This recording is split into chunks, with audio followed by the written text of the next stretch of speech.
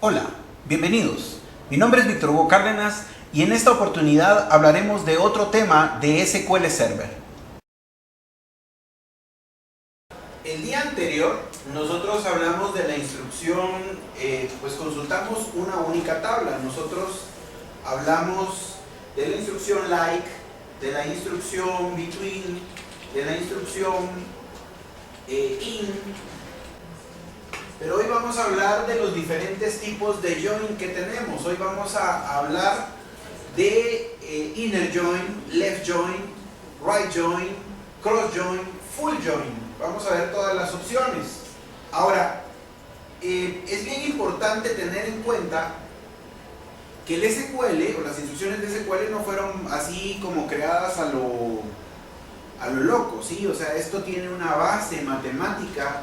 Y dentro de la base matemática, pues también, por ejemplo, hay una clase que se recibe de matemática discreta, donde se ve, por ejemplo, álgebra relacional. Y el álgebra relacional maneja las 8 funciones que nosotros podemos tener para combinar conjuntos o entidades en este caso. Entonces, la forma de representar los joins es simplemente con conjuntos. Y pues nosotros toda la vida hemos trabajado con conjuntos. En el colegio nos hablaban de hacer uniones entre conjuntos, hacer, por ejemplo, diferencia de conjuntos o multiplicar todos los elementos de un conjunto contra otro, que eso es un producto cartesiano. Entonces, en este caso, yo quiero que se imaginen que pues aquí cada uno de mis círculos representa una tabla. Nosotros vamos a tener la tabla A y la tabla B. Para nuestros primeros ejemplos, la tabla A va a corresponder a la tabla Customers y la tabla B va a corresponder a la tabla Órdenes o Facturas, en el entendido de que estamos utilizando Norwin, que es un sistema de facturación, y pues una factura es solicitada por un cliente. Un cliente puede tener muchas facturas y una factura debe pertenecerle a un cliente. Entonces miren, pues lo especial aquí es que el join que se hace entre las tablas de manera predeterminada siempre es el inner join, solo pone los campos en común de ambas tablas. Eso quiere decir que cuando yo una las dos tablas, solo los clientes que ordenaron y solo las órdenes que tienen de respaldo un cliente van a salir. No va a salir un cliente que no haya hecho una orden, pero esté en la tabla clientes, ese no va a salir. ¿Por qué no va a salir? Porque yo solo le voy a poner, o yo solo le voy a pedir con la instrucción inner join, los campos donde ambas tablas de combinación sean iguales. Ya luego, si quiero todos los clientes que no han pedido, pues eso ya es otra historia. Para eso vamos a usar los outer join. Y ahí hay left join, y right join, y full join. Entonces, bueno, vamos a nuestro código y escribamos la instrucción.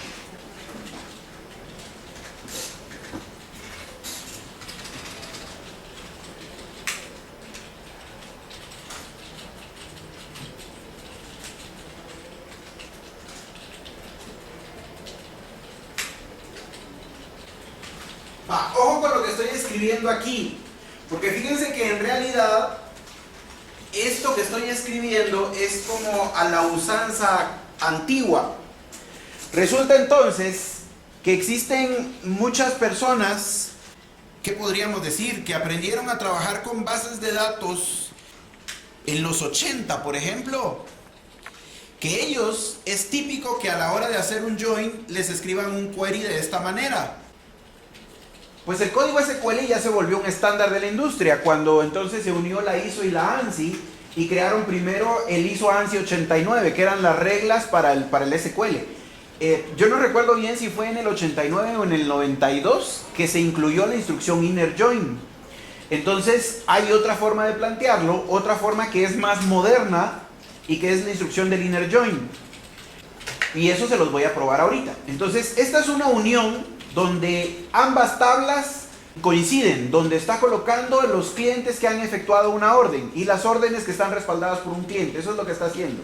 Sin embargo, esto, como les digo, está como en un formato antiguo. Entonces, ¿qué podemos hacer nosotros? Bueno, la forma de hacerlo ahora, si quieren copian y pegan más abajo yo simplemente lo voy a cambiar.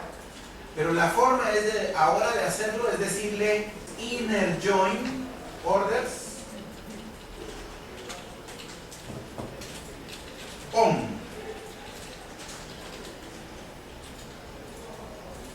Que a mi parecer, a mi gusto, esto es más claro porque le estoy diciendo que tome estos campos de la tabla customers que se conecta con la tabla orders a través del campo en común, Customer ID de Customers con Customer ID de Orders.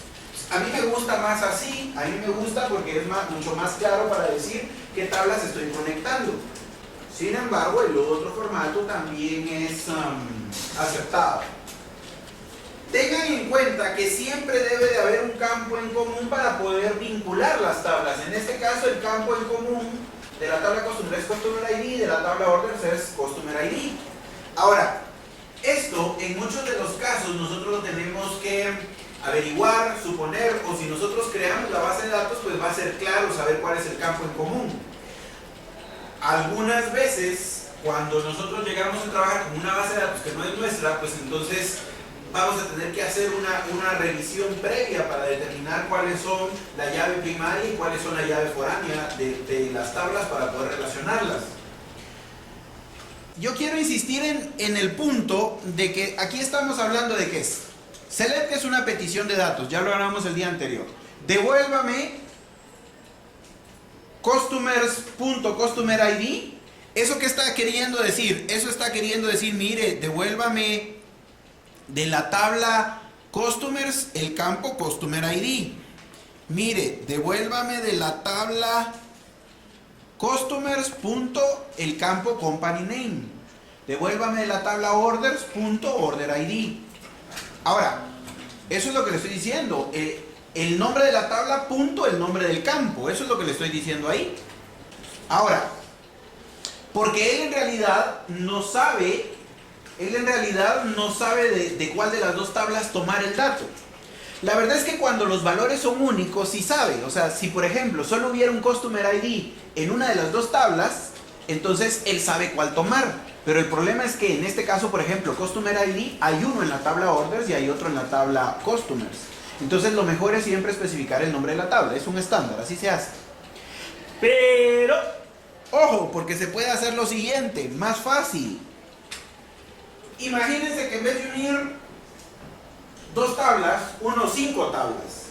Imagínense que en vez de que la tabla se llama Customer, se llame, no sé, un nombre muy grande, externocleidomastoideo.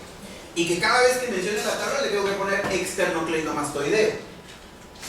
Entonces, se puede poner esto, miren, le pueden poner aquí un alias, le pueden poner así, miren, AC, y luego cambiar esto y poner C, y poner aquí C, y poner aquí C. Donde mencioné customers, puedo poner C, porque le estoy diciendo, le estoy poniendo como un apodo aquí. Y a partir de ese apodo, entonces, ya solo le puedo poner la letra. Solo para que quede claro, entonces, esto es lo que yo estoy haciendo. Lo que yo estoy haciendo aquí con un inner join, en este caso es, primero, esta es la tabla customer y esta es la tabla orders. A mí se me ocurre entonces darle un alias a la tabla customers, ¿sí? Y a darle un alias a la tabla orders. O, por ejemplo, a partir de que le pongo alias, entonces, pues vengo yo y le digo aquí, from customers AC, este es el alias que le acabo de dar. Y le digo orders as O, que es el alias que le acabo de dar. Y en base a ese alias, pues puedo mencionar, cuando hable de un campo de la tabla customers, pues le digo C. Cuando hable de un campo de la tabla orders, pues le digo O. En este caso, entonces le estoy diciendo, devuélvame de la tabla C, que es customers, customer ID, de la tabla C, que es customer company name, de la tabla C country, de la tabla O, order ID, que es orders, la tabla O es orders, y de la tabla O, order date, que es la fecha. From customers AC, que se conecta con este inner join, representa esta línea que está haciendo la conexión con las tablas. Tengan en cuenta que eso ya es concepto de que estoy relacionando la llave primaria de la tabla customers con una llave foránea de la tabla orders. Ese es el campo en común. Entonces, esta es la representación de los campos en común que se conectan.